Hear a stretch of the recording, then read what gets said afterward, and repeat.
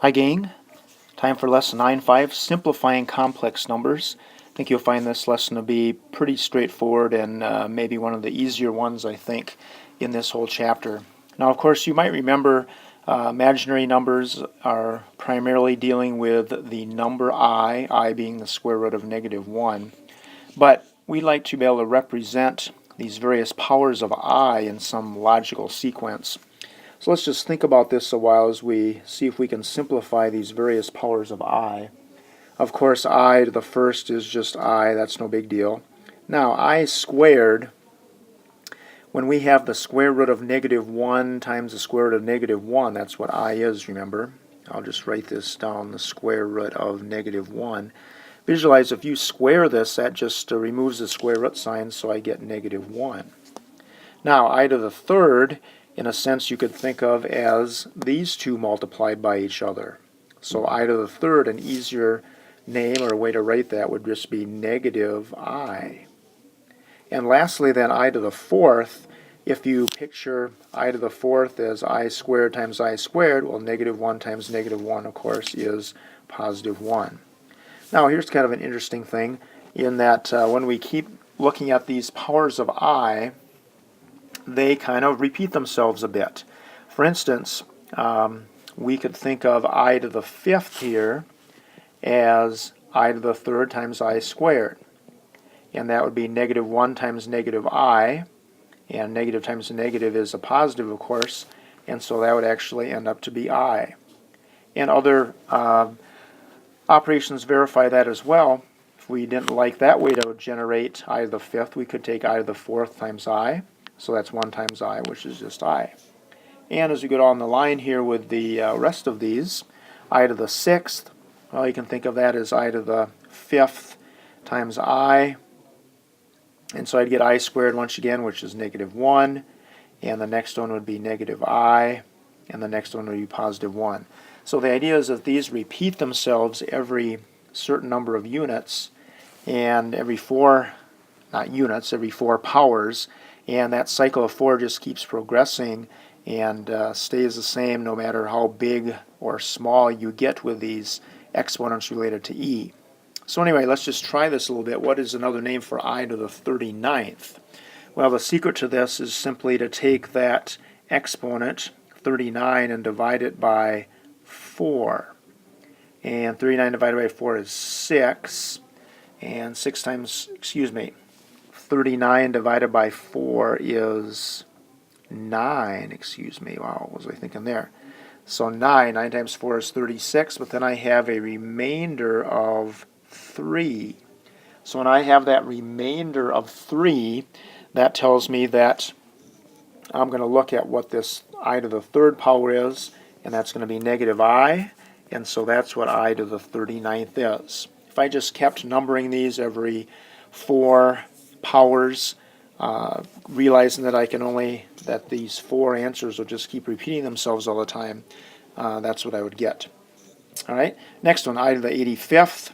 Well, if you take 85 divided by 4, well, let's see, I think you get 21, and that would be 84, so a remainder of 1. So I to the 85th will be the same as I to the first, which is just I. So it's kind of a slick way of analyzing some numbers, and especially big powers of somewhat familiar numbers by now. All right, now what we're going to do in this lesson is do some basic math operations with these complex numbers.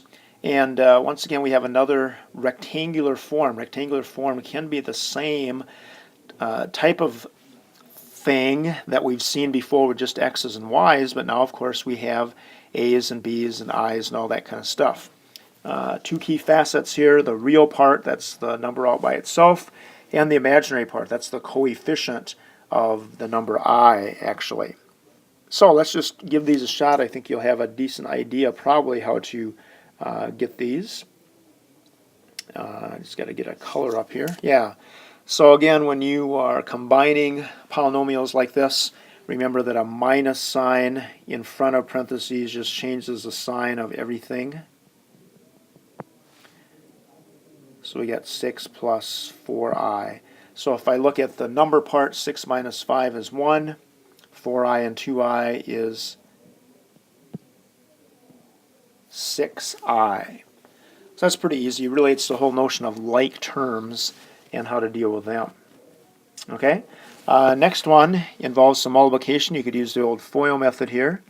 So I'll do my two FOILs.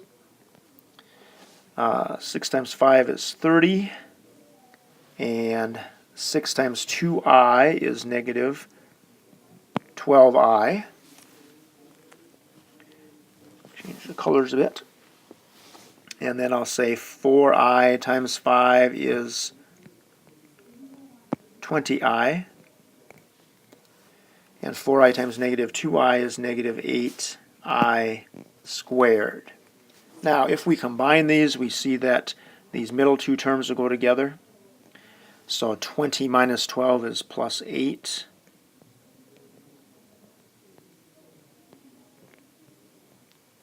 And minus 8 squared, 8a squared as well. So that's how you multiply them, the same as the old FOIL method that you learned probably way back in 9th grade or even 8th grade a bit. All right, one more operation to go. This one is a division one. Same polynomials that we've seen before, except now we're dividing them. So what in the world do we do here? Well, I can't really divide them the way they are at the moment here, so I'm going to have to change this somehow. And I'm going to do that by, and here's a word you might remember from first quarter, something called the conjugate. So I always look at the conjugate of the denominator, and I'm going to use 5 plus 2i. So I'm going to multiply both top and bottom by this. Let's see what we end up getting here. So 6 times 5 is 30. 6 times 2i is 12i. 4i times 5 is 20. Whoopsie. 20i. And 4i times 2i is 8i squared. All of that in the denominator, I'm going to have 5 times 5, which is 25. 5 times aj, which is plus 5aj. Then negative 2 times 5. 2i times 5 is negative 10i squared. And lastly, negative 2i times positive 2i is negative 4i squared. Now, if you know a little bit about complex numbers, you see that we can do some simplifying here a bit.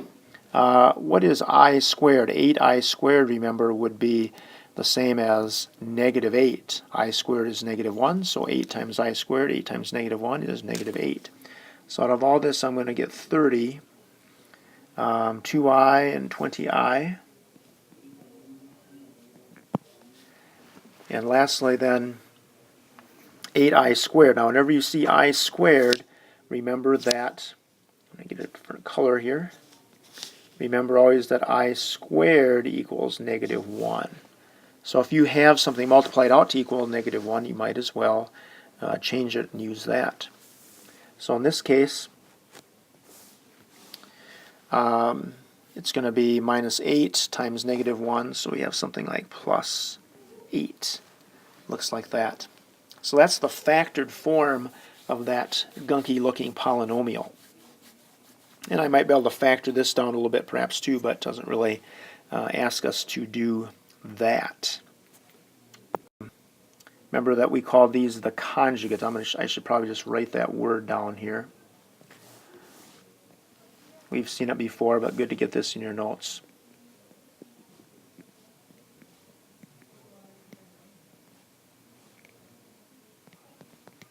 Conjugate. And again, the relationship, we always look for the conjugate of the denominator, exactly the same numbers except the opposite sign in the middle. Just a little joke about the imaginary number, and we'll see you guys in class where we do some good practicing on this stuff. Bye now.